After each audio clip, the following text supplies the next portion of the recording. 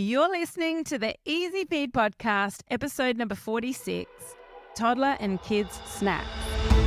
Hi there, I'm 𝐊𝐿𝐿𝐲, and with over 20 years experience feeding children, including my own, I've learned all the secrets that busy mums need to get their children eating better and actually enjoying healthy foods.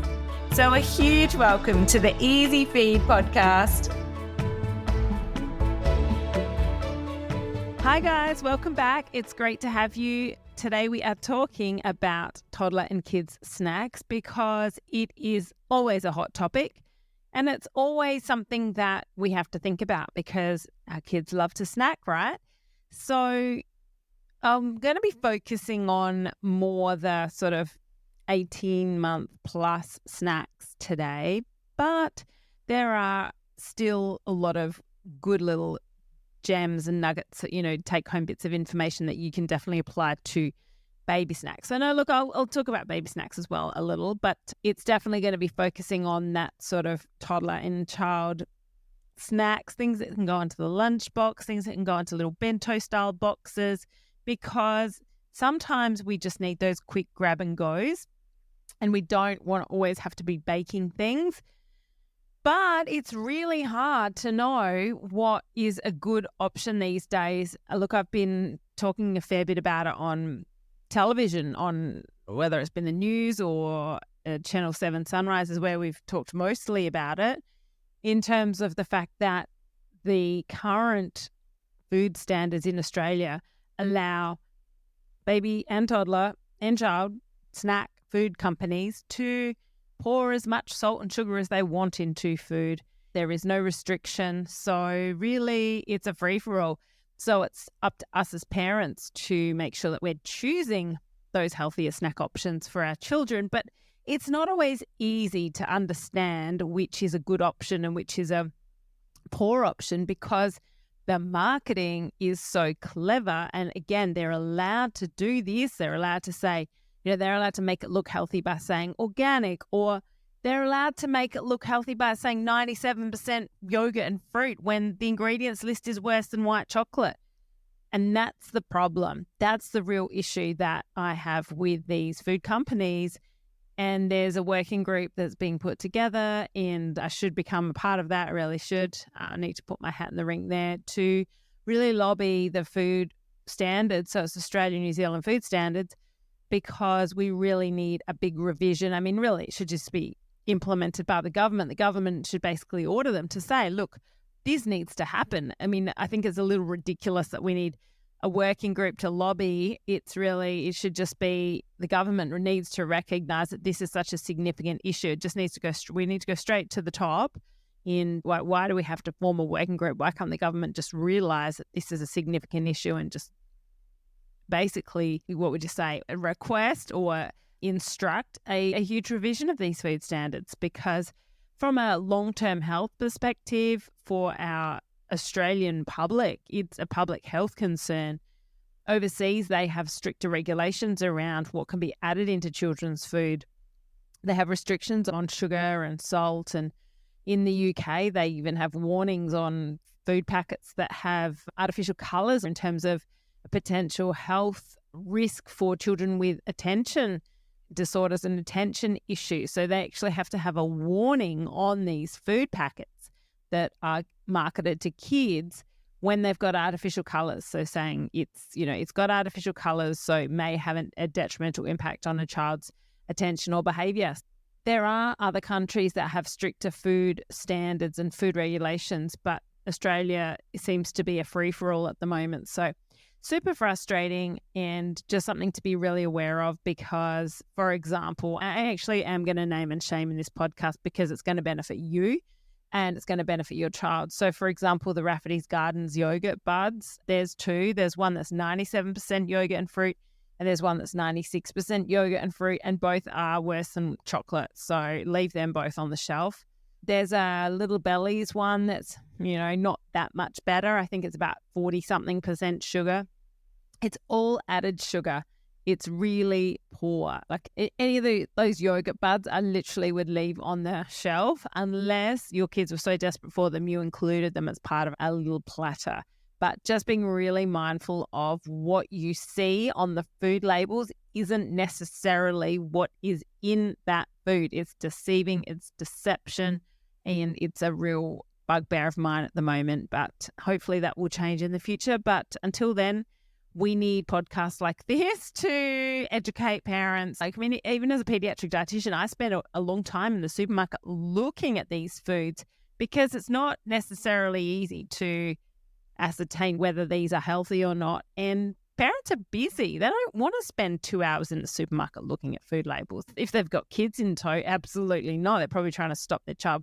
So yeah, we don't have time for that. So you just need to know like what's a really good, quick, easy grab to pop in the trolley. And look, I'm trying to do more and more reels, especially on Instagram. I did one yesterday, which has been very, very popular. I think it's got close to 200 saves already since last night because people just want that information. It's like, what do I buy?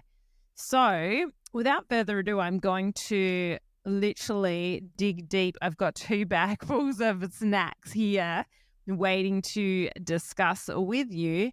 And I actually went into this in a whole lot of detail. I had over an hour call yesterday with my members inside my membership. And we talked about this at length and obviously answered lots of other questions as well as we do inside the membership, Nourishing Kids.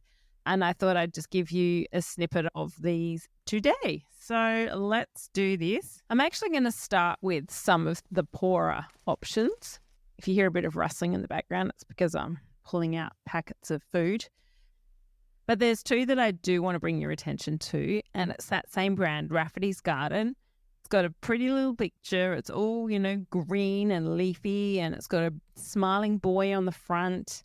On the back, it's got a tree, and it says no artificial colours, no artificial flavours, no GM ingredients, no preservatives, suitable for children from 12 months and upwards. And then when you look at the ingredients list, it's very, very concentrated in sugar. So it's, they're about 30% sugar when you look at the ingredients list, sugars per 100 grams. And I would say that if a lot of that sugar comes from fruit, then that's okay. So if this was, say, Sultana brand and most of the sugar was from the Sultanas, that's okay if the sugar's line is high. It's, again, annoying that they put the fruit sugar in with the sugar. Like you can't actually differentiate in that sugars line how much of the sugar is from the fruit compared to how much is just added sugar, which is really annoying. They really should just separate it out, have sugar bracket, and underneath it have added sugar, which is like glucose or honey or whatever, and then they should have fruit sugar. That would be super helpful, but they don't do that. They've not been doing that for the 23 years I've been working, so I can't see it changing soon. Again, it's the food standards. But in terms of these Rafferty's Gardens toddler bars, this one's apple and raspberry. As I said, about 30% sugar. And when you look at the ingredients list, it's wheat flour is the first ingredient. And then the second ingredient is a paste. So a paste already kind of doesn't raise huge alarms, but then when you look at what's in the paste, then you go, oh yeah, this is an added sugar. So it says apple paste, 30%. So we know that, it's 30% fruit/sugar because then you look at what's in the apple paste and the first ingredient is apple puree concentrate.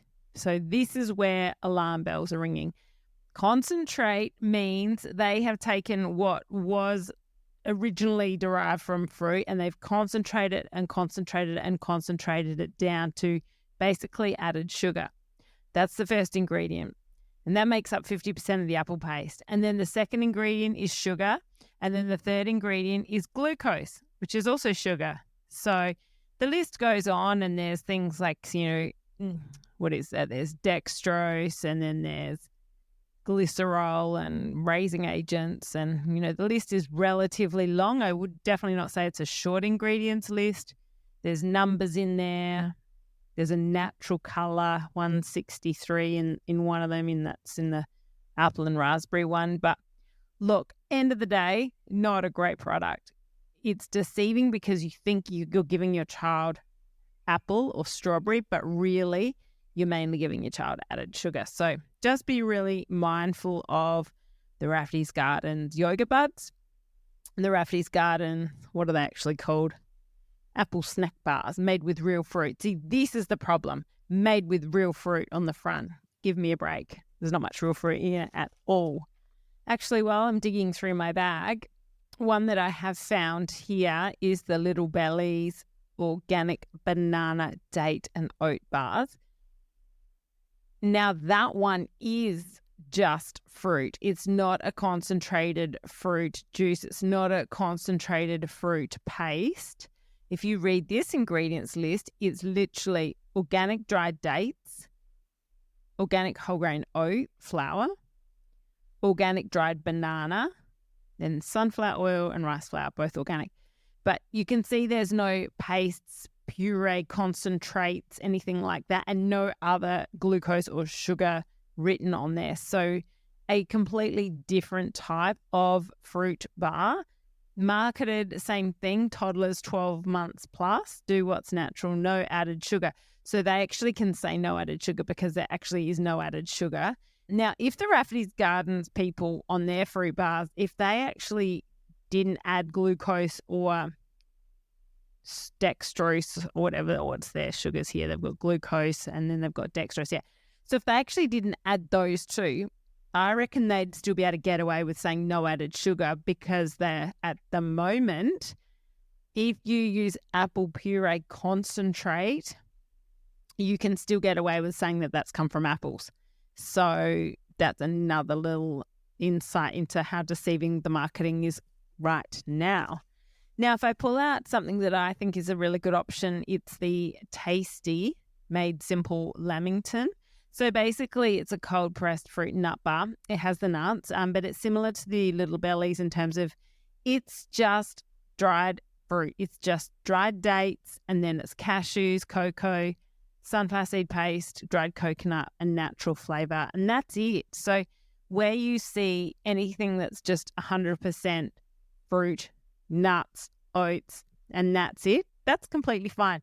It's when you start seeing the ingredients list get beyond 10 ingredients, and when you see concentrated fruit paste, concentrated fruit juices, and all of those, concentrated means that we are basically just creating added sugar for you, for your child. Thank you very much. So beware. Now, two that I'm not happy with, and it's really interesting because I actually saw this on another dietitian's reel recommending this as a healthy snack, and I was like, wow, that's 30% sugar.